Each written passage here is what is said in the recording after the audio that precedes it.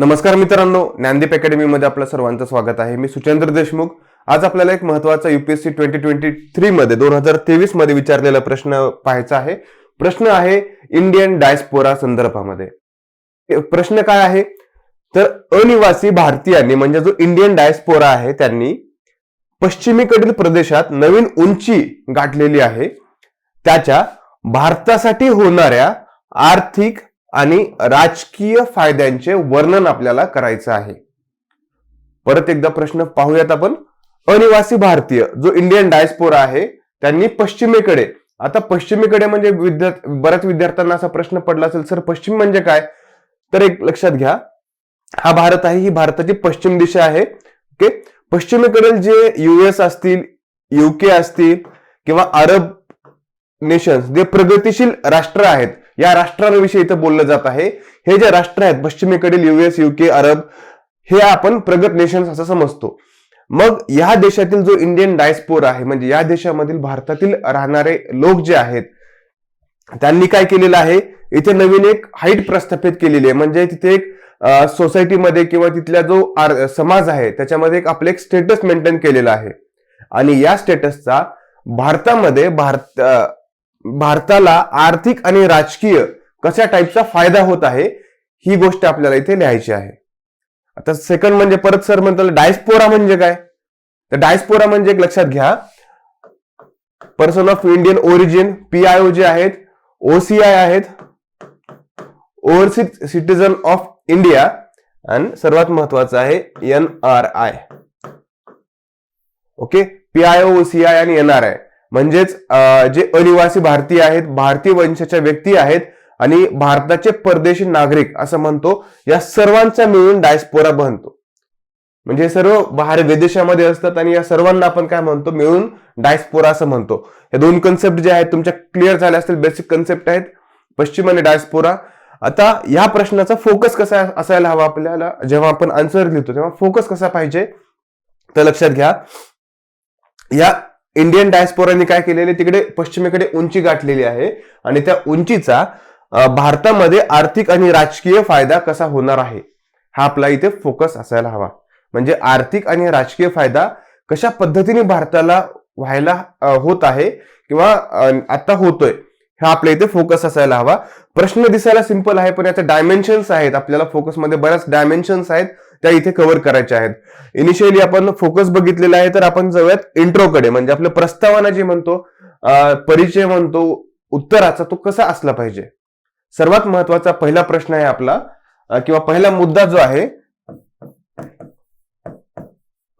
इंट्रोमध्ये एक रिपोर्ट येतो, त्याला म्हणतो जागतिक स्थलांतर अहवाल, वर्ल्ड मायग्रेशन रिपोर्ट 2022चा जो रिपोर्ट आहे, वर्ल्ड मायग्रेशन रिपोर्ट, त्या रिपोर्टनुसार जगामध्ये भारतातील सर्वात जास्त स्थलांतरित लोकसंख्या आहे. फर्स्ट पॉइंट आपण इथे मेन्शन करू शकतो.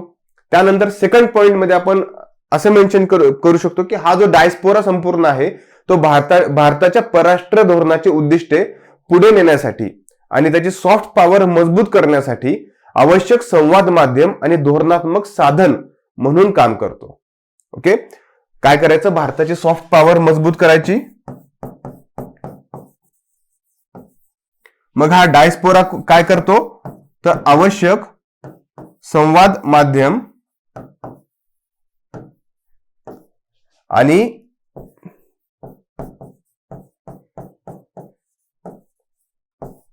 हा जो डायस्पोरा बद्दल बोलतो आपण, हा संवाद माध्यम आणि जे धोरणात्मक साधन आहे, ओके, हे सॉफ्ट पॉवर विकसित करण्यासाठी हा जो आहे तो काम करत असतो. थर्ड पॉइंट याच्यामध्ये राहायचं आपल्याला इंट्रोडक्शन मध्ये आपण काय लिहू शकतो तर एक आणखीन एक गोष्ट लिहू शकतो याच्या संदर्भात, तर प्रवासी भारतीय दिवस. ओके, प्रवासी भारतीय दिवस, PBD असं लिहितो आपण.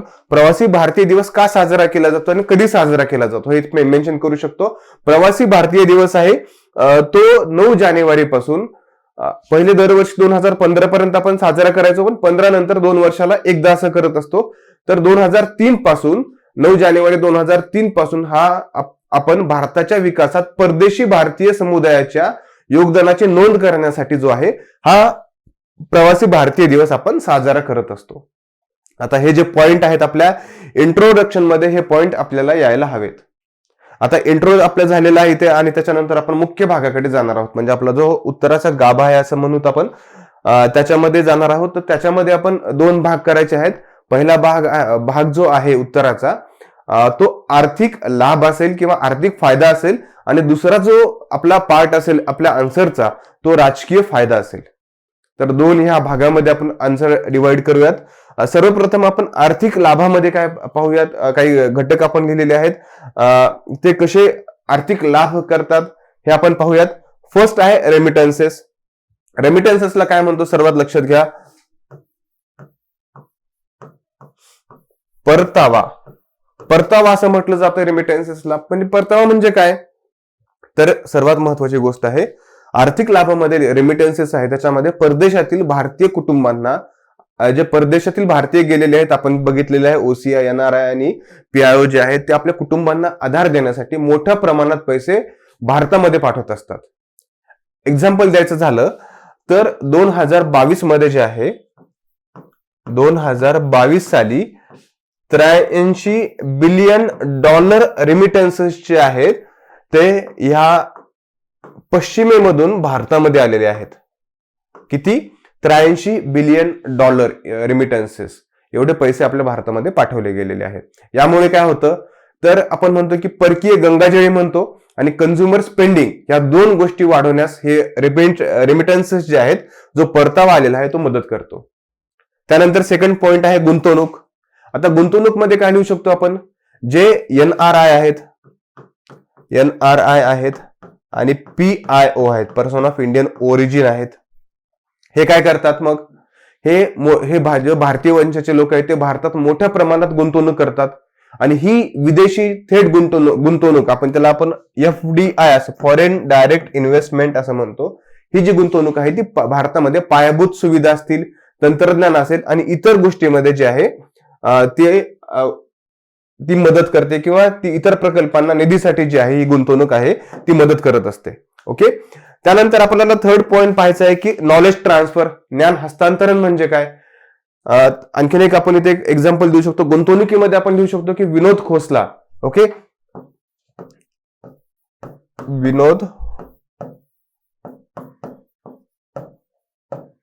विनोद खोसला यांचे एक्झाम्पल देऊ शकतो. तर विनोद खोसला कोण आहेत, तर भारतीय अमेरिकन उद्योजक आहेत आणि व्हेंचर कॅपिटलिस्ट असं म्हणतो आपण त्यांना. त्यांनी अनेक भारतीय स्टार्टअपला काय केलेलं आहे, तर निधी दिलेला आहे. ओके, यांचं नाव आपण इथे कोट करू शकतो गुंतवणूक मध्ये. आता नॉलेज ट्रान्सफर मध्ये पाहायचं आपल्याला, परदेशातून परतणारे जे भारतीय असतात, म्हणजे रिटर्न येणारे असतात ते भारतीय, ते काय करतात, तर इथे व्यवसाय टाकतात आणि ह्या व्यवसायामध्ये त्यांचे जे मौल्यवान कौशल्य आहेत, त्यांचा अनुभव आहे आणि जागतिक दृष्टिकोन ते येताना परत घेऊन येत असतात. किंवा एखाद्या आपण म्हणतो की एखाद्या जॉबमध्ये किंवा आपल्या एखाद्या बिझनेसमध्ये या गोष्टी सगळ्या आणत असतात. यामुळे काय होतो, विकास आणि विविध क्षेत्रांचे आधुनिकीकरण जे आहे ते सुलभ होते. उदाहरण घ्यायचं तर जोहोचे जे संस्थापक आहेत श्रीधर वेंबू, त्यांचं आपण इथे एक्झाम्पल देऊ शकतो. त्यानंतर परोपकार म्हणजे फिलॉन्थ्रॉपी. आता फिलॉन्थ्रॉपी मध्ये आपण काय लिहू शकतो, तर भारतीय स्थलांतरित जे आहेत, भारतातील शिक्षण, आरोग्य सेवा आणि दारिद्र्य निर्मूलन असं म्हणू शकतो, इत्यादी कामांसाठी उदारतेने देणगी देत असतात. आणि हे सामाजिक क्षेत्रांवरती काय होतं, भारताच्या देशांतर्गत जो खर्च आहे त्या खर्चाला असते असे आपण इथे म्हणू शकतो. कुठले कुठले आहेत, आरोग्य सेवा आहे, दारिद्र्य निर्मूलन आहे, असे अनेक जे कारण आहे. ओके, किंवा एज्युकेशन आहे, यासाठी हे देणगी देत असतात.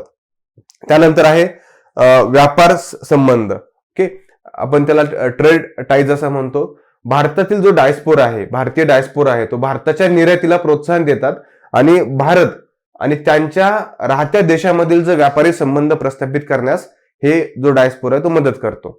त्यामुळे भारताच्या आंतरराष्ट्रीय व्यापाराला चालना मिळत असते. म्हणजे जो डायस्पोरा ज्या देशामध्ये राहतो त्या देशाचं आणि भारताचं जे ट्रेड रिलेशन आहे ते डेव्हलप करण्यास हे जे आहे डायस्पोरा तो मदत करत असतो. हे आर्थिक लाभामध्ये अशा टाईप मध्ये आपण हे पॉइंट आहे ते मेन्शन करू शकतो. ओके, त्यानंतर आपल्याला पाहायचं आहे राजकीय फायदे. तर राजकीय फायद्यामध्ये सर्वात महत्वाचं आहे लॉबिंग. लॉबिंग म्हणजे काय करता येईल, तर भारतीय वांशिक संघटना असतात. ओके, त्या भारताला अनुकूल धोरणे स्वीकारण्यासाठी परदेशातील स्थानिक सरकार गव्हर्नमेंटकडे लॉबिंग करतात. यामुळे भारताचा जागतिक प्रभाव अधिक वाढतो. इथे एक्झाम्पल द्यायचं झालं तर लॉबिंग मध्ये US India nuclear civil deal जी झाली होती, हा एक लॉबिंगचा परिणाम होता. इथे आपण ती डील मेन्शन करू शकतो. ओके, US इंडिया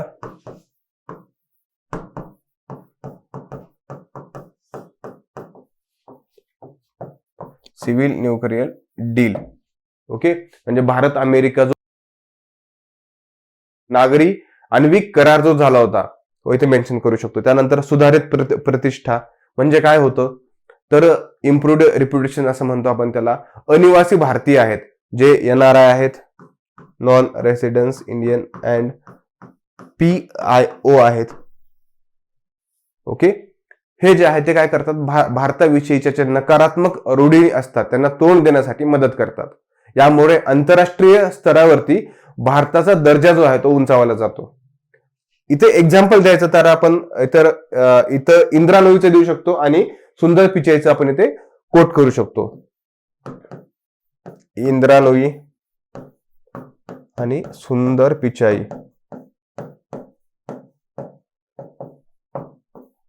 ओके, अशा टाइप मध्ये जर आपण एक्झाम्पल देत गेलं तर आपली जी उत्तर आहे ती इतरांपेक्षा वेगळी दिसण्यासाठी परीक्षक जो असतो त्याला नक्की मदत करतात.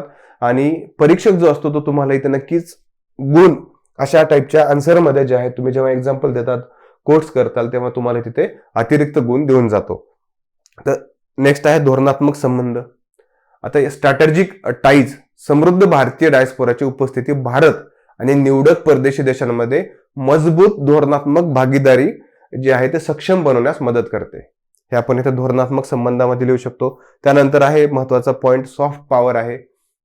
धोरणात्मक संबंधामध्ये आपण एक एक्झाम्पल देऊ शकतो की जे ब्रिटनचे PM आहेत ऋषी सुनक यांचं सुद्धा इथे एक्झाम्पल देऊ शकतो आपण. सॉफ्ट पॉवर आहे. सॉफ्ट पॉवर मध्ये आपण असं म्हणू शकतो की जे स्थलांतरित गटाद्वारे सांस्कृतिक कार्यक्रम होतात, उत्सव होतात, योगाचा प्रचार केला जातो. ओके, या सर्व ही जी सर्व परदेशामधील भारतीय संस्कृतीचं आहे ती जागरूकता वाढवत असते. यामुळे जागतिक स्तरावरती जे आहे ते भारताच्या सॉफ्ट पॉवरचा काय होतो तर विकास होतो. कशामुळे होतो लक्षात घ्या. परत योगामुळे होतो, उत्सवामुळे होतो आणि भारताचे जे सांस्कृतिक कार्यक्रम घेतले जातात वेगवेगळ्या गटांकडून. ओके, यामुळे काय होतं, भारतीय संस्कृतीची आणि किंवा भारताविषयीची जी जागरूकता आहे ती वाढवली जाते. राजकीय फायद्यामुळे आपण एवढे जे फायदे आहेत आपल्या आन्सरमध्ये लिहू शकतो. त्यानंतर नेक्स्ट आपला पॉइंट असेल कन्क्लुजनचा, निष्कर्षाचा पॉइंट असेल. त्या निष्कर्षाच्या पॉइंट मध्ये आपण असं म्हणू शकतो, याच्या अगोदर एक आपण एक पॉइंट म्हणू शकतो की भारतीय डायस्पोरा जो आहे तो अनेक उल्लेखनीय फायदे करतो. ओके, पाश्चात्य समुदायांमध्ये सांस्कृतिक ओळख, संस्कृती आत्मसात करणे आणि सामाजिक एकात्मतेशी संबंधित विशिष्ट जे अडथळे येतात त्यांना सामोरे जाणे हे सुद्धा भारतीय डायस्पोरामुळे शक्य होतं.